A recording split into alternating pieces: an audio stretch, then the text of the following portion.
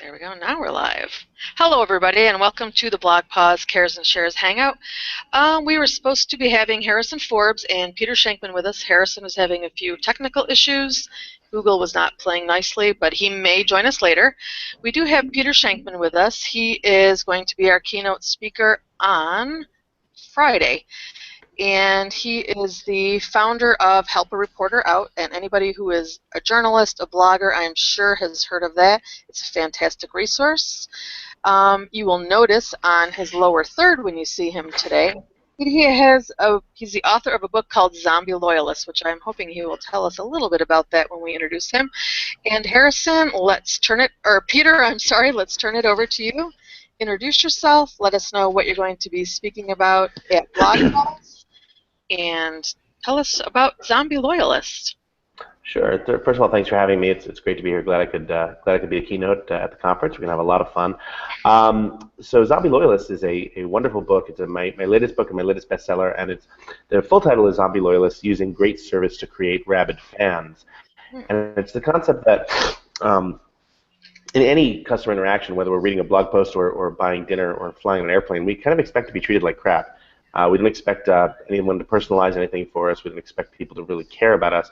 And so if we could focus on improving our customer service just by 1 or 2%, the revenue and the amount of great brand equity that comes back to it is really off the charts.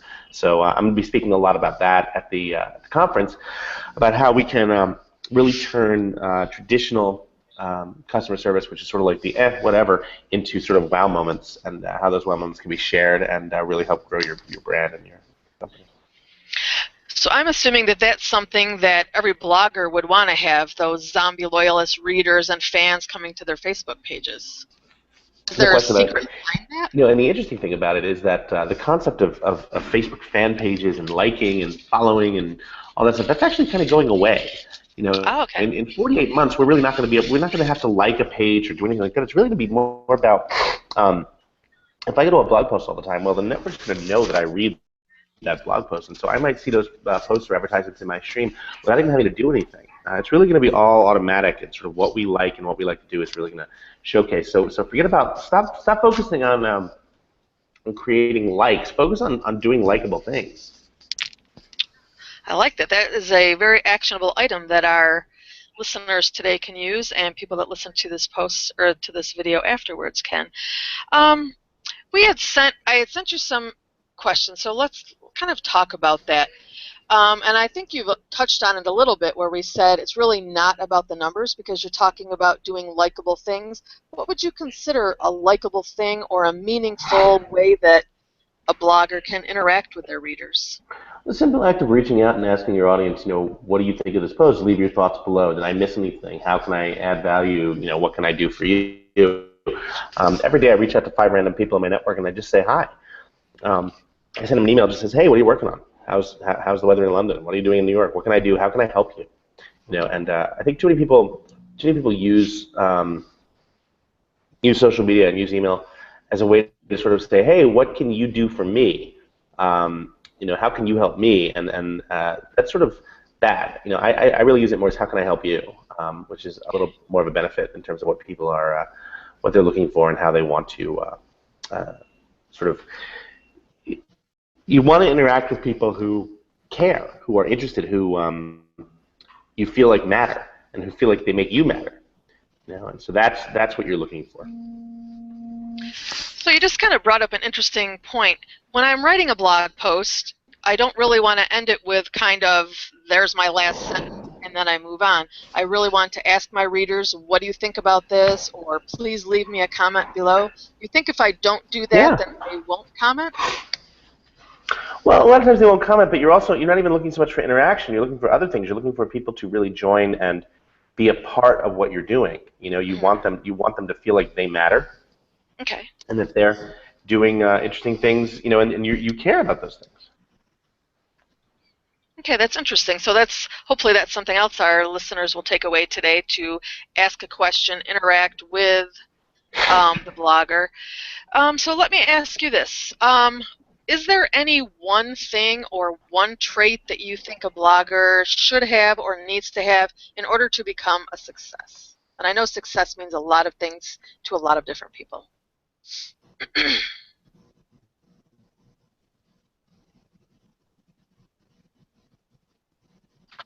Did we lose Peter?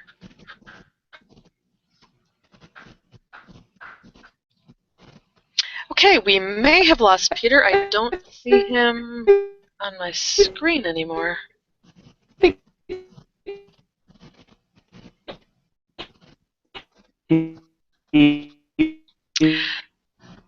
Okay, Peter, I'm not sure if you're trying to talk. I'm not really Thing hearing really anything. is to be able to focus on building your audience and doing that the right way, you know. I'm sorry, I think we lost you for a few minutes, or at least I lost you.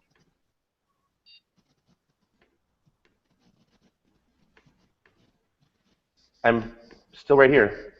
Oh, okay. We have a question from the audience from Yvonne. She wants to know, are fans or tribes, what do you call, I don't know, what is she asking? She wants to know, people call a lot of their readers their fans or their tribe. And what is, Yvonne is asking, what do we think about calling those people our neighbors? Yeah, I call it my audience. Oh, okay. For me, it's really about my audience, and I have to constantly understand that having an audience is a privilege. It's not a right. Oh, okay. That's a good You need to understand that advice.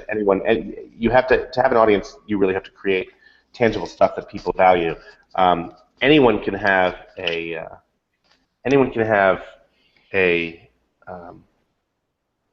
no one has the right to an audience, but everyone has the right to create good stuff that'll bring you an audience. Okay.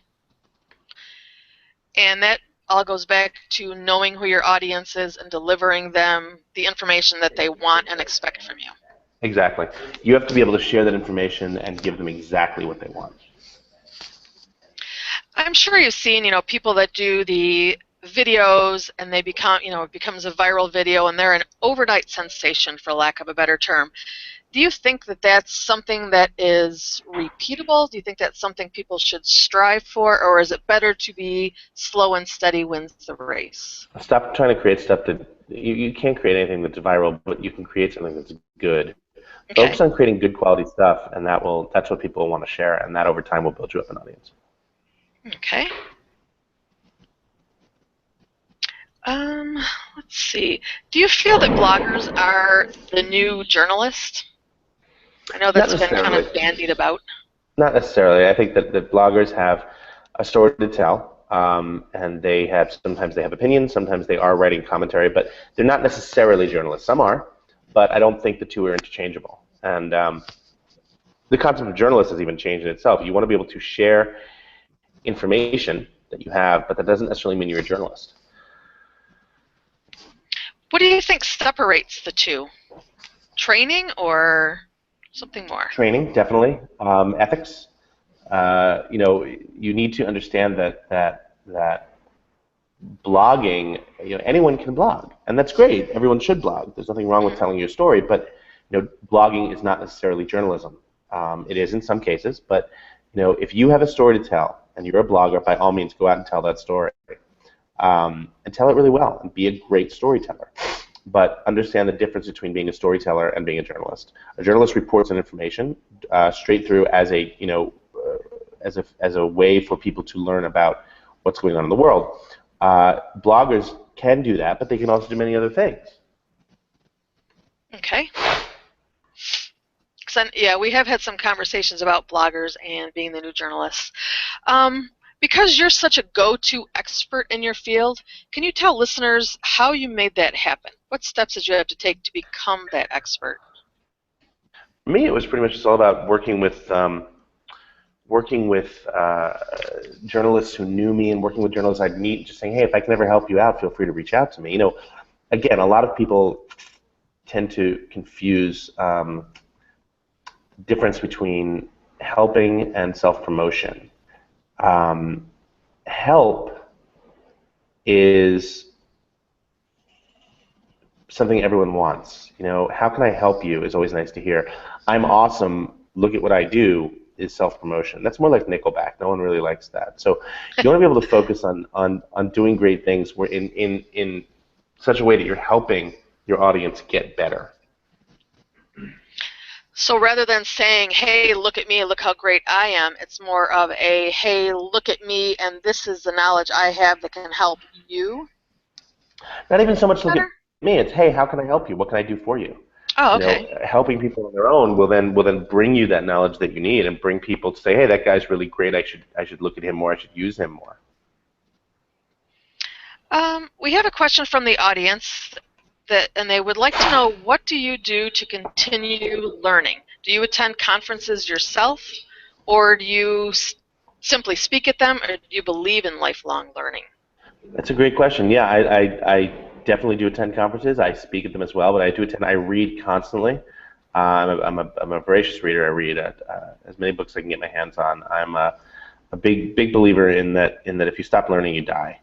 And the cool thing is you can learn from pretty much everyone. I've learned things from everyone from my assistants all the way to people I meet on the street. There's always value. Things that you don't know, you can always learn from. And so the more you don't know, the more room there is to grow and to learn. So for me, I carve out time in the early morning of my day to make sure that I'm learning stuff. Do you only learn stuff within your area of expertise, or are you looking to learn things about stuff that you know nothing about, that maybe you last, won't last even week, learn and use in your daily life? last week I was reading about NASCAR. I know nothing about Oh, NASCAR, okay. but it seems interesting. So let's see what I can't learn Okay. about that. I guess we've had a few more people that have come online, and they would like to hear more, again, if you can, about your Zombie Loyalist book. Can you delve Sure, into that Zombie a little bit? Loyalist. Zombie Loyalist is a great book. It's called Zombie Loyalists using great. And the concept is you're creating people who are so excited about what you're doing that they want to do your PR for you. You know, just a little bit better of a little bit better public relations, a little bit better marketing, a little bit better customer service makes people want to uh, tell the world how great you are, and that's your goal. So I guess speaking about customer service, I know at one point some people would say, their tagline or the reason you should work with me is because I give better customer service than the next person. Is there really a It's not way about to it's not set about your telling apart? people. Oh, I'm sorry. It's not about telling people. It's not about telling people how great you are. It's having it. It's having people do it for you. You know, it's having people say, "Hey, I had an amazing experience with this company. You should use them too." Because think about it. Who do you trust more? You know, the person who you don't know who says this is great, or the person your best friend that says, "Oh my God, you have to go here." Okay. So your word of mouth really counts for more than anything, really. Okay, right? Exactly. No question And about it. when you were starting out, was there anything that how did you focus yourself so that you were going to be the expert that you've become today? Were there any false starts, or did you know where you were going to go and you just went there? I had no idea what I want to do. I still don't. To this day, I still have Okay. no idea what I want to do. I'm just having fun. Okay. At the end of the day, as long as I'm having fun, that's kind of what matters. And so Hmm. my goal is to continue having fun, continue to do as much as possible in helping people and things like that. That really is at the end of the day, that's pretty much all you got. Okay. We have a question from the audience. They would like to know what you're going to do if you retire, or are you ever going to retire? When I sold Help Reporter out, I could have easily retired, but I don't know how to do that. I I can't even imagine doing that. I have a 2-year-old daughter right now, so I'm spending a lot more time with her. But other than that, I'm on the road a lot. I love being on a plane. It's my favorite place to be. Really? So then basically it goes back to the fact, if you love what you do, then you never really work. Exactly. I haven't worked in 18 You years. never really have to work for a living. Let's see. Is there anything that you're going to be talking about specifically at the conference that you can kind of give us a little hint so that the attendees will know what they're in for? Yeah, I'm going to tell you I've created, have up, and have gone viral, again, by creating good stuff, not just by trying to create something viral. I'll also be talking about some of the worst customer service experiences I had and some of the best ones. Mm. So that's always fun.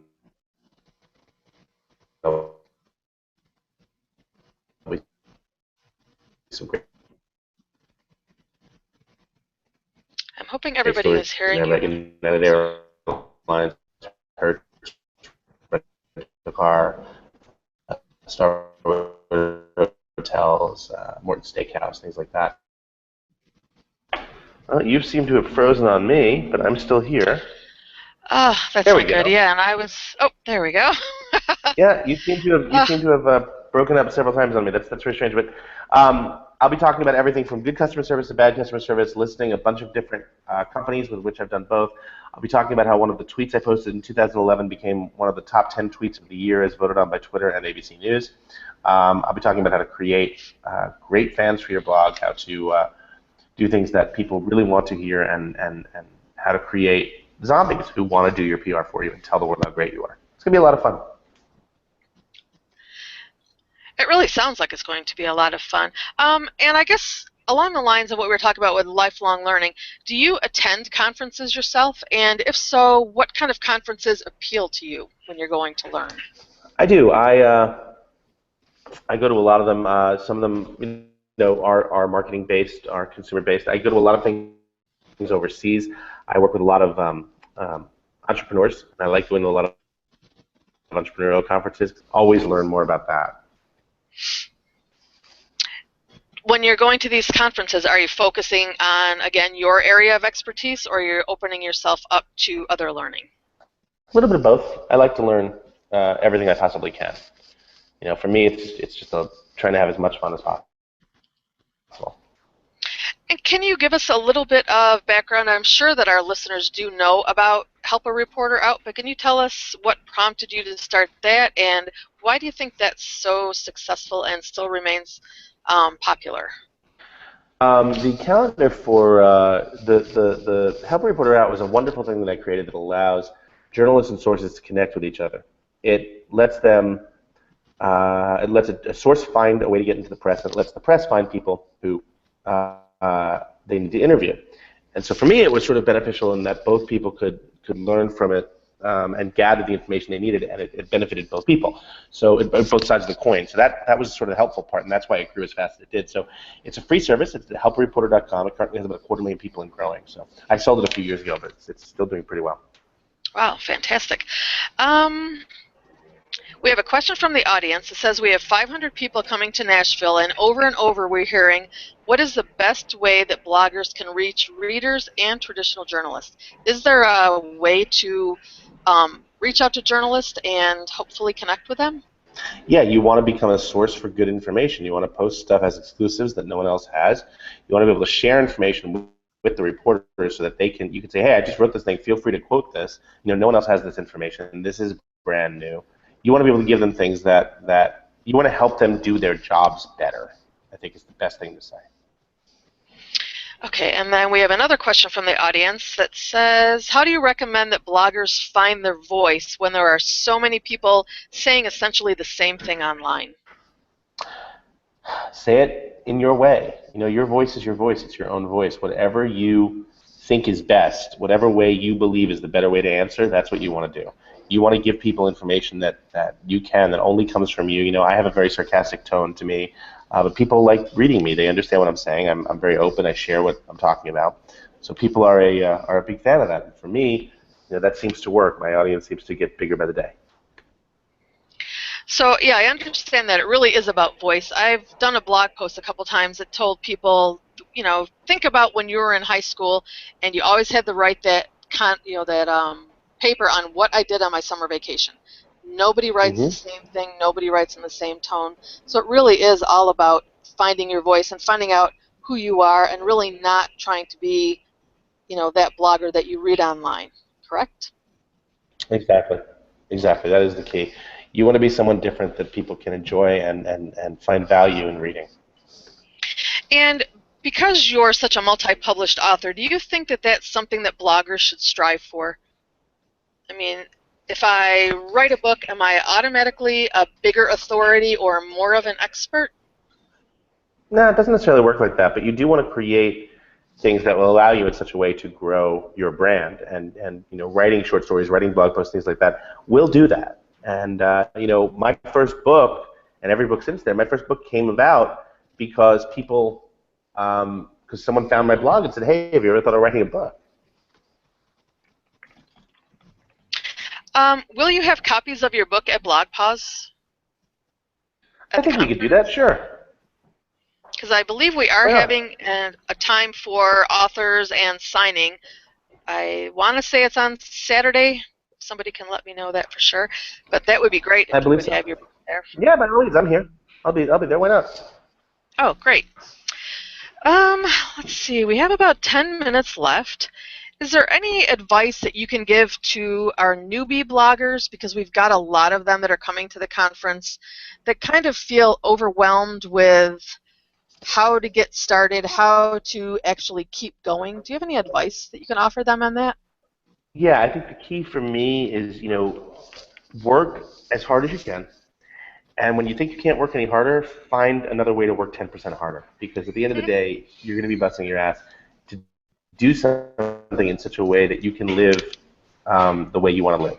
And, there's times when you can bust your butt doing what you're doing, but at the end of the day, you have to be able to enjoy what you do every day. That's just killer. Yeah, I appreciate you guys calling up. Sort of landed on where you created a e-commerce I portal. don't know who I hear talking. That was kind of strange. Um, and I know another question a lot of our bloggers have is, do I have to blog every day, every other day? Is it quantity?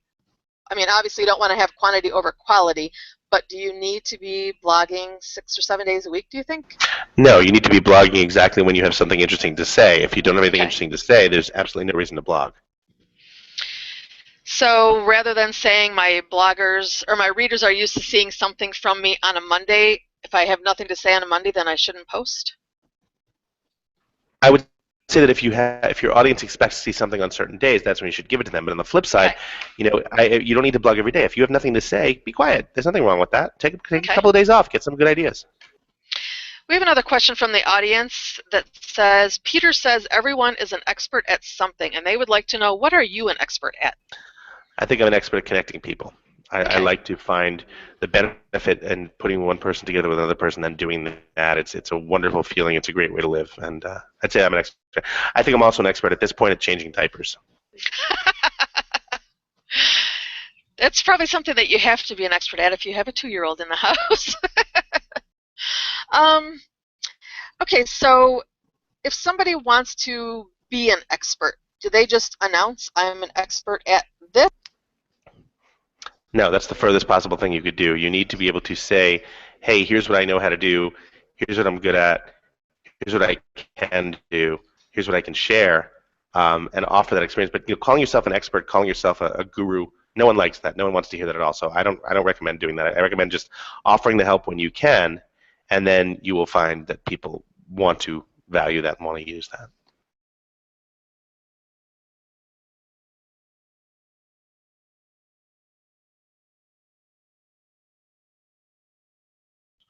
Let's see if I can unmute myself. Okay, I was muted for some reason. I don't know No, why. now you're free. Now you're free. Yeah, there we go.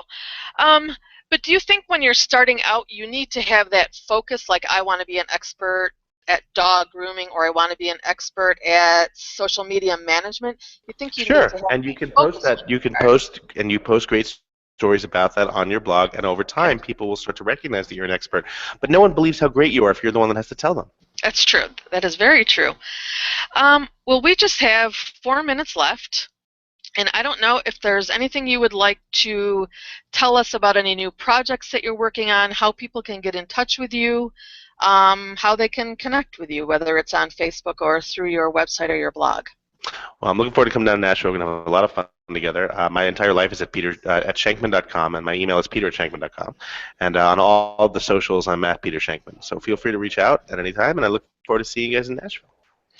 And is there anything that you're working on right now that is your pet project? Doesn't have to be literally pet. Currently doing a lot of speaking. I'm looking forward to spending the summer getting my advanced skydiving license and having a good time. Okay. And I am Robbi. I am the BlogPaws blog manager, and we are looking forward to seeing everybody in Nashville in less than 30 days now. You can actually still register. There are a few spaces available, I believe, and you can go to blogpaws.com and search for our conference tab, and you can register there. And we will see you, and we will see Peter during his keynote speech at the conference. Oh, I just saw a message that the rooms are selling out quickly.